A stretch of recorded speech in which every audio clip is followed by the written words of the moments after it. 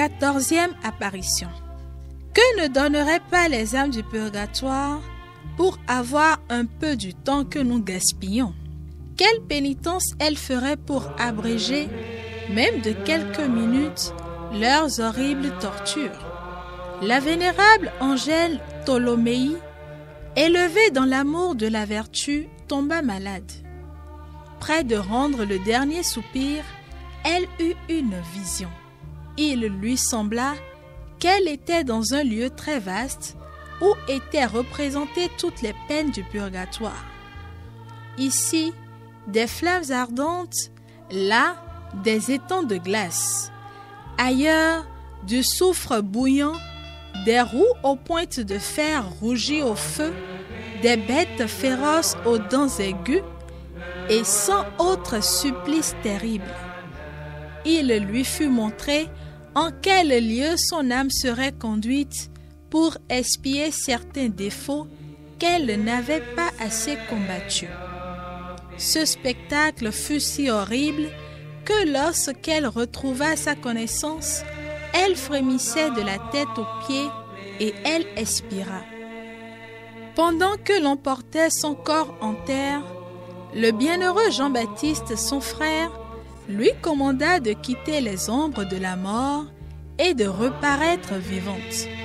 À l'instant, le corps s'agite, la tête se lève, la défunte est ressuscitée.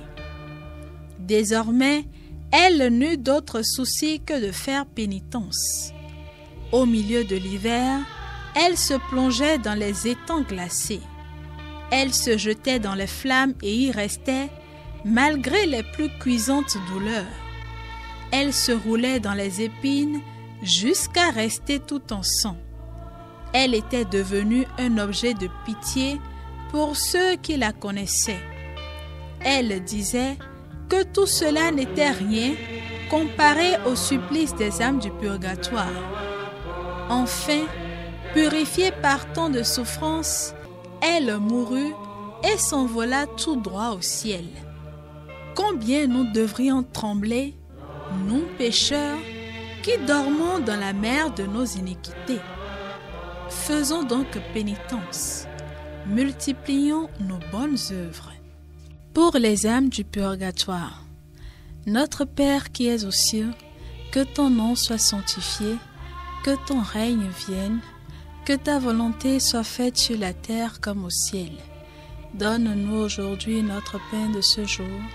Pardonne-nous nos offenses comme nous pardonnons aussi à ceux qui nous ont offensés, et ne nous laisse pas entrer en tentation, mais délivre-nous du mal. Car c'est à toi qu'appartiennent le règne, la puissance et la gloire, pour les siècles des siècles. Amen. Je vous salue Marie, pleine de grâce, le Seigneur est avec vous. Vous êtes bénie entre toutes les femmes, et Jésus, le fruit de vos entrailles, est béni. Sainte Marie, Mère de Dieu, priez pour nous pauvres pécheurs, maintenant et à l'heure de notre mort. Amen. Gloire au Père et au Fils et au Saint-Esprit, comme il était au commencement, maintenant et toujours, dans les siècles des siècles. Amen. Donne le Seigneur le repos éternel et fais briller sur eux la lumière sans déclin, qu'ils reposent en paix. Amen. Notre-Dame de Montlégion, priez pour nous et délivrez les âmes du purgatoire. Donne-lui